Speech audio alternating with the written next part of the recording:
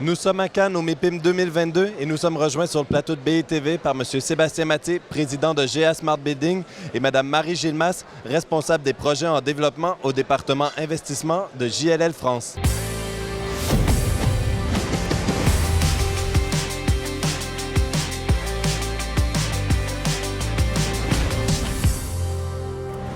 Sébastien Mathieu, Marie Gilmas, merci d'être avec nous sur le plateau de BITV. Marie Gilmas, vous participerez cette année aux côtés de Najat Massiak et avec le soutien de GA Smart Building et de JLL au RAID Amazon 2022. Pourquoi se lancer dans une telle aventure? Eh bien, écoutez, tout a démarré par une rencontre avec Riyad Salem sur la Cité Universelle. La Cité Universelle, c'est un projet qui est porté par GA Smart Building. GA a remporté et lauréat à l'unanimité du jury d'un concours de Paris, Réinventer Paris 2, donc appel à projet innovant de la ville de Paris. Et en fait, le fait de travailler sur ce projet aux côtés de GA nous a sensibilisés à la question du handicap. Et nous avons décidé avec une de mes collègues de nous lancer dans ce RAID. C'est un RAID sportif, solidaire, féminin, qui va se passer cette année au Sri Lanka. Et dans le cadre de ce RAID, nous allons collecter des dons pour l'association CAPSA. Qu'est-ce que c'est que CAPSA? C'est une association qui a été cofondée en 1995 par Riyad Salem, dont je viens de parler, et qui, en gros, a deux axes. Favoriser l'accès au sport pour les personnes en situation de handicap et sensibiliser un peu tout le monde, les pouvoirs publics, les grandes entreprises, dans les écoles, à la problématique du handicap. Donc nous allons partir dans 10 jours au Sri Lanka. Nous aurons tous les matins une épreuve sur 6 jours, des épreuves de sport. Nous allons faire de la course à pied, nous allons faire du VTT, nous allons faire du kayak, nous allons faire un run and bike et nous allons faire du tir à l'arc. Et donc notre objectif, c'est de collecter des dons à hauteur de 10 000 €. On s'est fixé un objectif, on espère bien le dépasser. Et ces dons serviront à financer à la fois des fauteuils de sport et des actions de prévention, de sensibilisation, des interventions aussi dans des centres de rééducation et de réadaptation et des entraînements pour les personnes en situation de handicap. Et dans cette belle aventure qui est à la fois immobilière, sportive et féminine, puisque c'est un rêve féminin, nous sommes soutenus par GA Smart Building et par JLL, notre employeur. Monsieur Mathieu, Madame Gilmas en a fait mention, l'engagement de GA Smart Building pour l'accessibilité et l'inclusivité, évidemment, ne date pas d'hier. Il se cristallise avec le projet de la Cité universelle. Pouvez-vous peut-être nous expliquer de quelle façon ce projet, qui a été lauréat de l'appel à projet Réinventer Paris 2, répond à ces enjeux? Quelles solutions immobilières vous trouvez pour répondre à ces enjeux à travers le projet? Oui, volontiers. Alors, c'est un projet effectivement qui date maintenant de 2019. On a remporté cet appel à candidature qui nous a poussé dans nos retranchements sur notre capacité à proposer un projet innovant. On est parti du handicap au travers de cette rencontre avec Riyad Salem et de la question qui nous était posée de l'urgence de trouver des locaux qui soient réellement accessibles à une communauté, à des gens qui sont en situation de handicap.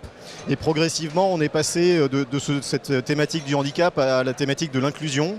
Et progressivement, on est passé de la cité du handicap à la cité universelle. Alors c'est un projet qui se veut un projet manifeste, un peu un projet symbole de la capacité qu'a l'industrie immobilière à proposer des projets en réponse aux grandes thématiques de l'inclusion qui nous est posée.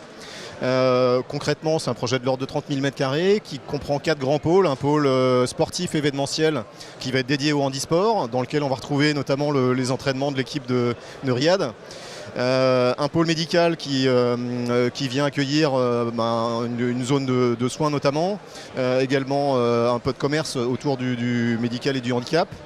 Une zone de hospitality avec un hôtel très accessible de plus de 110 chambres qui se trouvera sur le toit de l'immeuble, et puis un pôle dédié aux activités tertiaires, work-in, avec à la fois des bureaux, 18 000 m² de bureaux, et puis une zone de coworking qui sera exploitée par Startway. Donc c'est vraiment un immeuble qui se veut rassembleur, qui a pour objectif de créer vraiment une communauté et au passage de développer des solutions concrètes en réponse aux problématiques de l'accessibilité dans les immeubles. On est accompagné et évidemment dès le début on a intégré des dispositifs pour appréhender les solutions et les réponses aux situations de handicap quelles qu'elles soient. Et donc on a intégré le label accessibilité, et là on sera le premier bâtiment neuf à disposer de la meilleure labellisation en termes sur ce label. Et on espère au travers de ce projet trouver des solutions concrètes qui seront développables sur d'autres projets. D'accord. Et donc, en effet, de manière plus large, l'industrie immobilière peut avoir un rôle à jouer pour favoriser l'accessibilité, pour favoriser l'inclusivité, l'inclusion. Peut-être comment la question je commence peut-être par Mme Gilmas, comment l'industrie immobilière peut-elle améliorer son approche pour répondre à ces enjeux d'après vous? Écoutez, moi j'ai l'exemple très concret de la Cité universelle. Comme le disait Sébastien, c'est un immeuble multifonction. Et je pense que GA, très intelligemment, s'est fait accompagner d'un spécialiste qui s'appelle Andigo, qui est un conseil, et a travaillé en fait sur tous les aspects de l'accessibilité. C'est-à-dire que toutes les fonctions de cet immeuble sont accessibles à tous. Je vous donne un exemple. J'ai appris que, par exemple, un couloir d'hôtel tout droit, c'est extrêmement anxiogène pour quelqu'un qui est autiste. Et donc, aux côtés d'Andigo, GA Smart Building a travaillé justement pour rendre ce couloir plus accessible à ce type de handicap. Et par exemple, créer des failles dans le couloir, avoir des points de rupture, avoir un certain rythme, avoir des matériaux ou des coloris. C'est différent si vous êtes par exemple malvoyant, avoir des portes de couleurs, avoir des matières différentes, des seuils. Évidemment, on pense tous aujourd'hui que tous les immeubles de bureaux sont accessibles aux personnes à mobilité réduite, c'est le cas, mais ce n'est pas forcément toujours simple pour eux. Des poignées de porte à la bonne hauteur, avec des ergots, parce que vous n'avez pas forcément la même prise quand vous avez un problème au bras. Voilà, donc il y a plein de petites choses, et ça se fait en s'accompagnant des sachants. Il y a beaucoup d'autres exemples quand on discute avec eux, mais c'est très intéressant, c'est très enrichissant aussi.